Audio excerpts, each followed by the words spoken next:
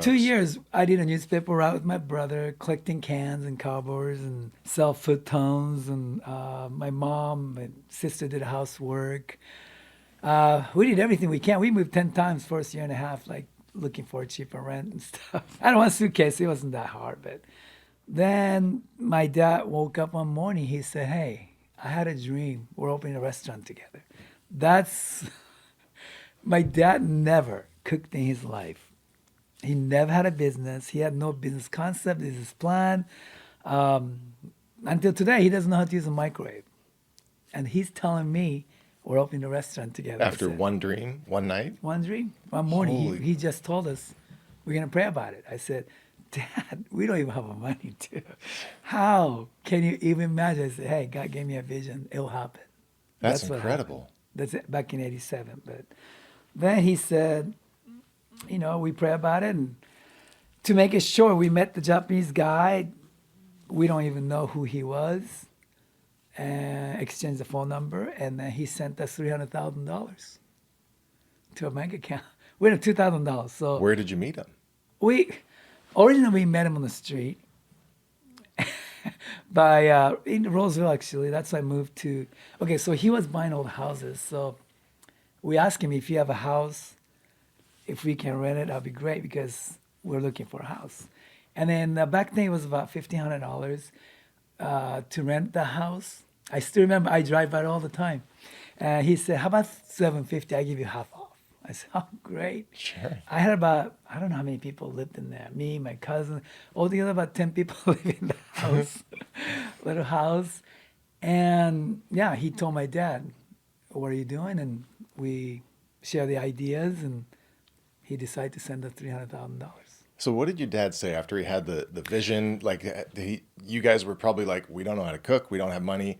Did he just say, "Hey, we just wait and the right things will come to us"? Yeah, he said miracle does happen, with God. And so, location is important.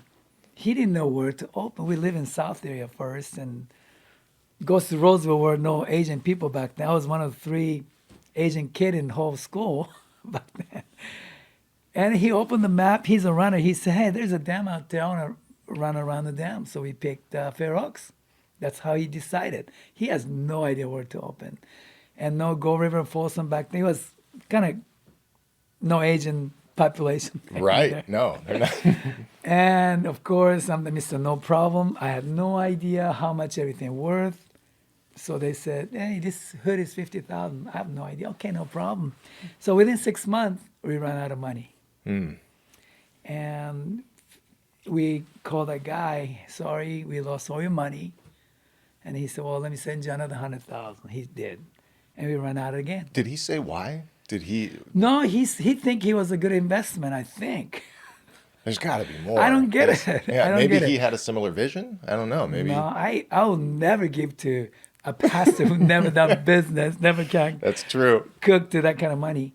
And yeah, we lost all our money. And more we worked, feels like we lost our money. Our goal was to raise $300 sales a day. That was our goal. We couldn't reach most of the time. So after 6 months of not paying rent, lease, they kick us out. They try to, and then no vendor to work with, no bank to work with.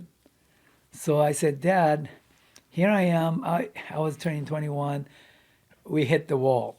And then I love basketball, broke my ankle, cut my hand wide open. I was taping everywhere because I didn't have money to go to the doctor. During basketball, you cut your. No, sharpening my knife. Oh, I mean, darn. working like 7 a.m. to midnight every day, no day off. Sunday, my dad, have a little message. If you listen to it, you get a free food. So we have to cook for the church member too, for a church member. So we didn't have any day off. So we're so tired every moment. And I cut my hand wide open. And I was having it also because I had so much stress, because we're the only sushi bar in the whole world. Didn't have any fish to sell because we couldn't afford it. What did you sell?